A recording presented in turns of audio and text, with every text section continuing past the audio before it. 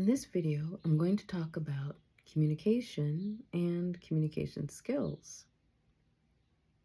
Have you ever been in a conversation with someone and you have shared the equivalent of a whole paragraph of content? Perhaps it was an exciting or a funny story, and you just get the sense that they're not really listening. Maybe they're scrolling on their phone, or maybe they're jumping in to finish your sentences and it doesn't quite match. So you just have this feeling like, I don't, they're not really listening. Or perhaps this is someone you've had many conversations with, could be a friend, a partner, and you've asked them many times not to do a thing or to please do a thing.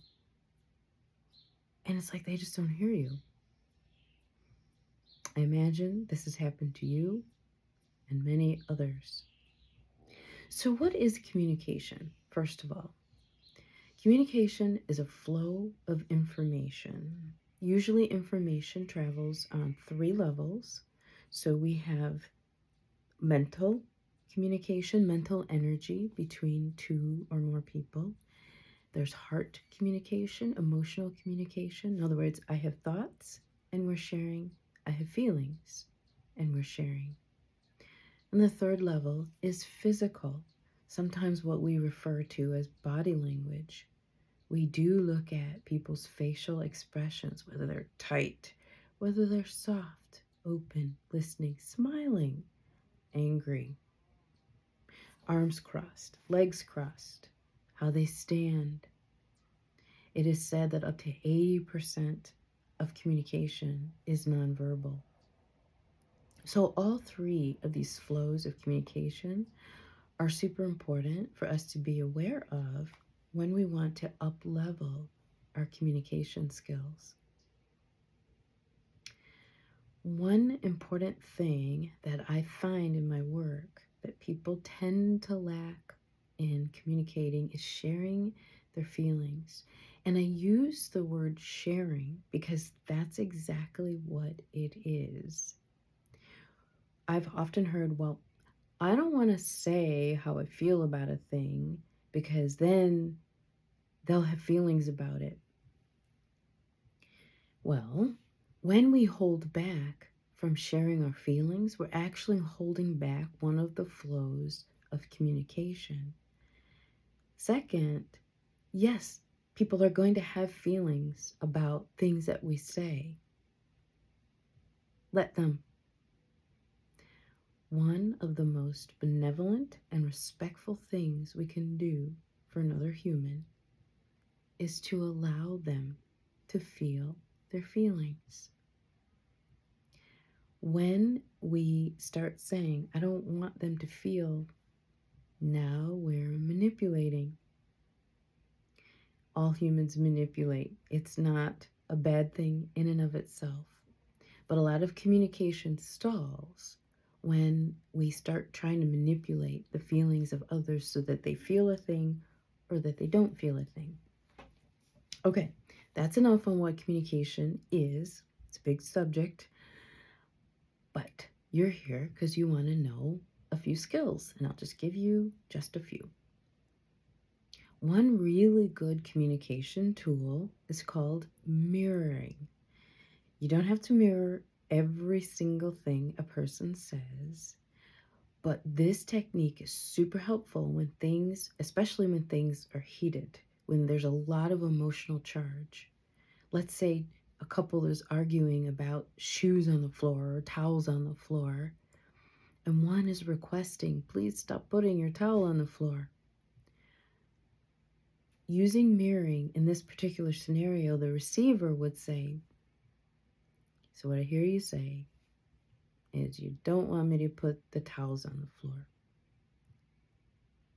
It may seem redundant at first, but when we mirror a piece of what someone has told us, it signals to them that we have actually heard what they are trying to say.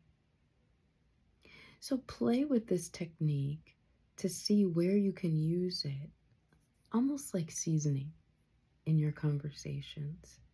And the unique thing about mirroring is when you're listening to someone to mirror them back, you're not thinking about your response. It allows you to stay really engaged with what the other person is saying. Okay, another communication skill I want to give you in this short video is don't ask why questions. Why is a closed-ended question, and it doesn't facilitate deeper communication. All of the other W questions along with the H one, so in other words, when, where, what, and how are considered open-ended questions. Let me give you a scenario. Let's say your friend, your partner, coworker, they just love a particular TV show and you can't stand that show. It might come out like, why do you like that show so much? I don't know, I just do. That might be the end of the communication on that particular topic. But imagine if you had asked them, what is it about that show that's so entertaining for you? Now you have just opened up lines of communication. Why don't you take the trash out when I ask you to? Better. What stops you from taking out the trash when I ask you to, or on a regular basis, or whatever scenario makes sense to you?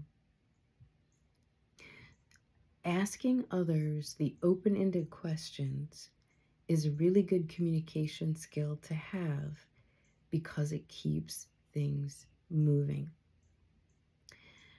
The last piece I want to share in this video as a communication skill is getting used to you sharing your feelings. This kind of ties to what I said a little bit earlier in this same video, that a lot of times we hold back from sharing our feelings because we don't want other people to feel a thing. But reframe your sharing in your mind as just that, as sharing, as an offering. The other person doesn't necessarily have to do anything with your feelings about a thing, but having them adds to the flow of the heart space or the emotional energy in that interaction. So normalize sharing your feelings as an offering, as something that you're bringing to the table.